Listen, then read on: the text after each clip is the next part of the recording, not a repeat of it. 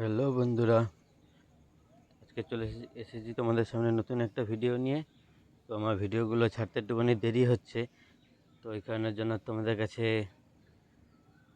আমি ক্ষমা চাই।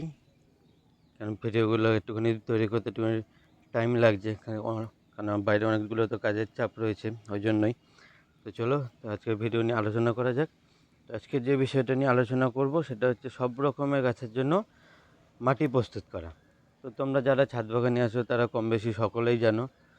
তো কিন্তু সকলের কাছে সবসময় সব কিছু গাছের পরিপূর্ণতার জন্য খাবার থাকে না কিছু গাছে। তো যেখানের জন্য আমার কাছে মোটামুটি যা ছিল আমি তাই দিয়ে করলাম। বা এইগুলো যদি তোমাদের কাছে থাকে তাও ভালো, নাহলে পরে তোমাদের কাছে যেটুকুনি থাকবে তোমরা সেটুকুনি দিয়ে গাছের জন্য মাটি প্রস্তুত করতে পারবে। কিন্তু পরে তারপরে তোমরা যে কোনো রকমভাবে খোল জল টল যা যা সার দিয়ে প্রয়োগ করার করতে পারবে। তো চলো, তো আমি এখান থেকে নিয়ে নিয়েছি 50% মাটি আর 50% মতন প্রায় 1 বছর পুরনো গোবর সার। তো তোমাদের কাছে যদি গোবর সার থাকে তোমরা গোবর সার দেবে, আর যদি ভার্মি কম্পোস্ট থাকে বা পাতা পাতা সার থাকে সেটা দিলে পরে হবে। আর আমার কাছে আপাতত এই মাটিটা প্রস্তুত করার জন্য যতগুলো গাছের খাবার ছিল, তো তোমরা এগুলো দেখতেই পাচ্ছ। তো এগুলো সমস্ত ছাদ বাগানির কাছে কম বেশি সকলের কাছে থাকে। কারণ তোমরা জানো যে সাফের ব্যবহার কিসের জন্য করা হয়, বা নিমখোল বা ডিএপি এসবগুলো কিসের জন্য ব্যবহার করা হয়। তো এই এই নিয়ে আজকে আমার মেন বিষয়টা। তো আমি এখানেতে মাটির মধ্যে বা যে গোবর সারটা রয়েছে বা পাতা পচা সার তোমরা যেটাই দাও না কেন, তো তার মধ্যে যে বা সেই মাটিটার মধ্যে বা গোবর সারের মধ্যে যে অ্যান্টি ফাঙ্গাসগুলো থাকে, তো সেই সেটা যেন গাছে কোনো রকম ক্ষতি না করতে পারে, তো সেটার জন্যই এখানেতে দেওয়া হচ্ছে সাফ। তো আমি এটার মধ্যে প্রায় 1.5 চামচ মতন সাফ দিয়ে দিলাম। তো তো এরপরে আমি এই মাটিটার মধ্যে দিয়ে দিচ্ছি সুফলা বা সুপার ফসফেট। তো যেটাই তোমাদের কাছে থাকবে সেটা দিলে পরে হবে। তো তারপরে আমি দিয়ে দিচ্ছি গাছের মধ্যে এরকম 1 ফুট মতন খোল। তো তোমাদের কাছে সর্ষের খোল থাকলে পরে তোমরা সেটাও খেতে পারো। তো আমার কাছে সর্ষের খোল নেই, তো আমি এই জন্য আমার বাড়িতে তৈরি করা যে এটা ছিল ওখানেতে নিম খোলটা, তো আমি ওইটা ব্যবহার করছি। তো তারপরে আমি দিয়ে দিচ্ছি এটার মধ্যে অ্যাপসাম সল্ট। তো অ্যাপসাম সল্ট গাছের জন্য খুবই ভালো।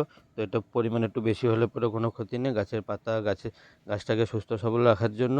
তো আমি এখানেতে দিয়ে দিলাম 2 চামচ পরিমাণ মতন অ্যাপসাম সল্ট। এরপরে তো আমি গাছের মধ্যে দেব এটা দেখতে পাচ্ছ, এটার নাম নাম হচ্ছে ইউরিয়া।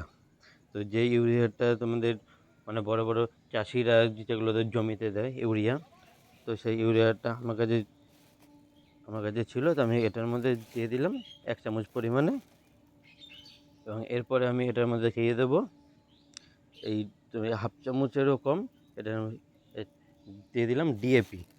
তো ডিএপির ব্যবহার কিসের জন্য করা হয় গাছে তোমরা সেটাও জানো, যে গাছের খাদ্য যেন কোনো সময় কম বেশি হলে পরে মাটির মধ্যে, তো এই ডিএপির থেকে খাদ্যটা পেয়ে যাবে। এরপরে আমি দিয়ে দিলাম 1 মুঠ মতন শিংকুচি।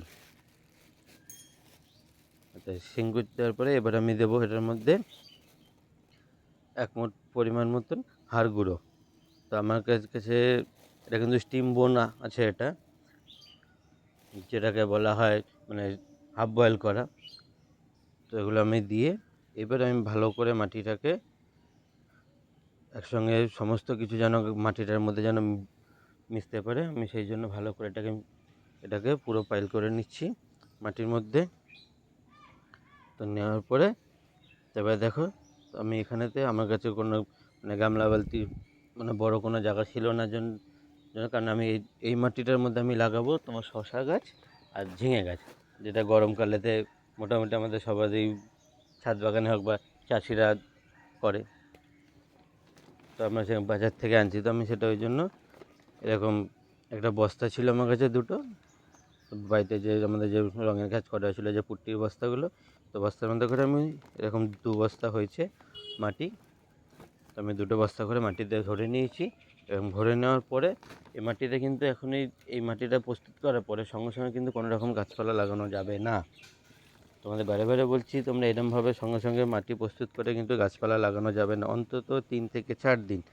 3 থেকে 4 দিন এই মাটিটা প্রস্তুত করার পরে মাটিটার মধ্যে ভালো করে জল দিয়ে ভিজিয়ে দেবে। ভিজিয়ে দিয়ে এই মাটিটাকে বর্ষার সময় একটা কিছু দিয়ে ঢেকে ভালো করে ছামাযুক্ত জায়গাতে রাখবে, যেন মাটির মধ্যে যত রকম গাছের খাবারগুলো দেওয়া আছে সেগুলো যেন ভালো করে যেন ওই মাটিটার মধ্যে যেন মিক্স হতে পারে। তারপরে তুমি 3 থেকে 4 দিন পরে এটার মধ্যে তুমি যে কোনো রকমের গাছ লাগাও না কেন, সে গাছ কিন্তু ভালোভাবে তার পুষ্টি নিয়ে গাছটা বাড়তে পারবে। তো চলো আজকের মতন এইটুখানি। আর একটা সুখবর তোমাদেরকে খুব শিগগির দেবো। তো সেটার জন্য সেই খবরটা পেতে হলে পরে আমার চ্যানেলটাকে লাইক এবং সাবস্ক্রাইব করে রাখতে হবে এবং পাশে থাকা বেল আইকনটা প্রেস করে দেবে, যেন এর পরবর্তীকালে যখন আমি নতুন নতুন ভিডিও ছাড়লে পরে যেন তোমরাও দেখতে পারো এবং তার থেকে বড় কথা হচ্ছে যে তাহলে পরে সুখবরটাও জানতে পারবে। তো আজকের মতন এইটুখানি।